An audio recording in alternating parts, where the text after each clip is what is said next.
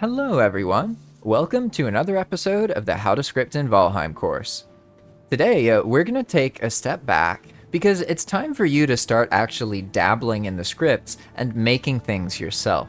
So I want to ensure that you're comfortable figuring out how to make something. First things first, there is one holy grail, the most important step when it comes to figuring out scripts that you want to make in Valheim. It all starts by playing Valheim. That's the glory of this game. By playing the game normally, you will stumble upon moments of inspiration where you think, oh, what if I spawn this when that happens? Oh, what if I did this when that happens? And now that you are more comfortable with Expand World Prefabs, it's time for you to play a bit of Valheim so that you can really start to absorb what you just learned about what's possible. Up until this point, you've probably been thinking about the game like a player. I've learned from first-hand experience over the years that the best script ideas come from organic gameplay moments. You'll be playing Valheim and suddenly you find a moment of friction or a moment of wonder or a moment of joy, and you just get this feeling. That's the first part. So once you have that feeling, capture it. Write a list somewhere. It could be in Discord. It could be in real life on a notebook or just a piece of paper. It's wherever you feel comfortable.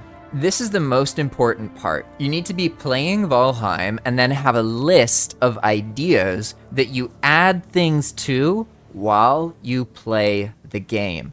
That is really important. And don't worry about this list. It's nothing official, it's nothing fancy, and you don't have to do everything that you put in it. You just need a bucket that you can dump all of your ideas in so that they're in one place. Whether you're playing on single player or you're running your own EWP project, I encourage you to use a multi-stage system like this.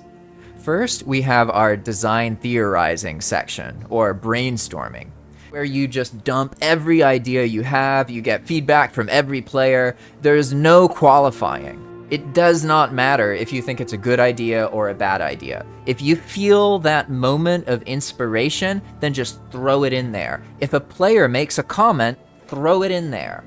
You need to establish this location, this one spot where all of the ideas go into. That is the first step.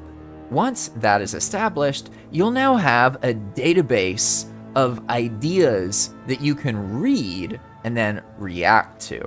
And this part is really important because you can't just do every idea that you have or players have, because either you won't have the time or doing those ideas will cause a bad experience.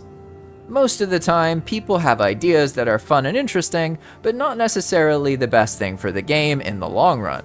So you need to have a stage where you decide what's actually worth doing. I call it the implementation list. All right? We come up with our ideas in our brainstorming, design, theorizing, and then we read those, and the things that we feel confident about get added to the implementation list. All right? This is very powerful because it saves you a lot of work later on.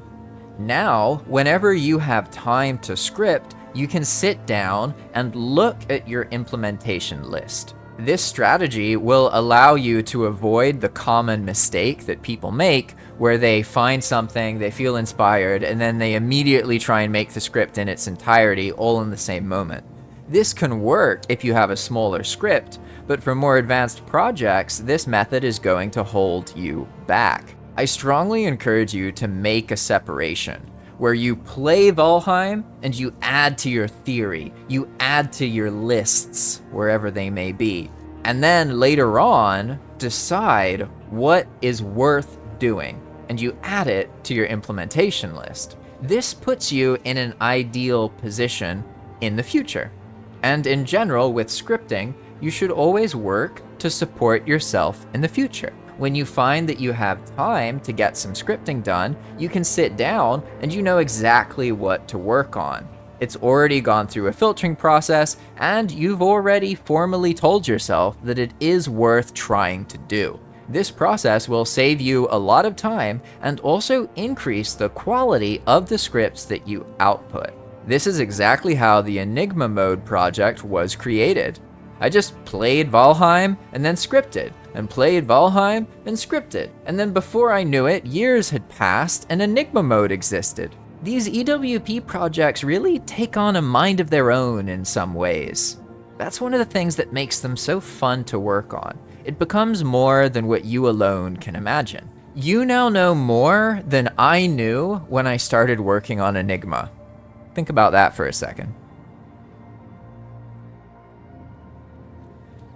Thanks for watching, and I'll see you in the next video. Bye-bye.